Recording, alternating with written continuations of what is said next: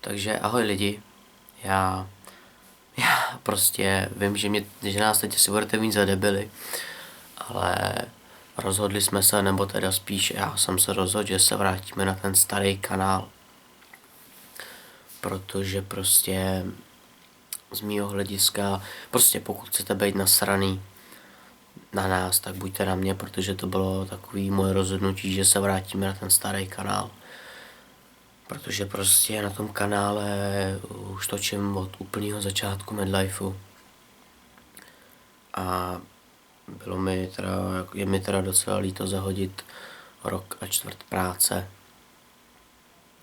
a začínat znova. Už jsem byl s tím tak jakože smířený, že prostě začneme od začátku, že to možná bude lepší. Ale prostě pak nějak večer se mi to v hlavě, i lidi prostě mi říkali, že to je blbost dělat nový kanál a tak. A chtěl bych teda se vám omluvit ještě jednou za celý Medlife, no, za mě a za Tomáše. Spíš jenom za mě, protože jenom díky mně se vracíme zpátky.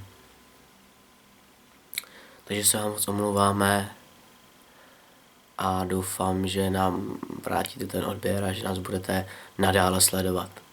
Takže se mějte a ahoj. Fakt se moc omlouvám.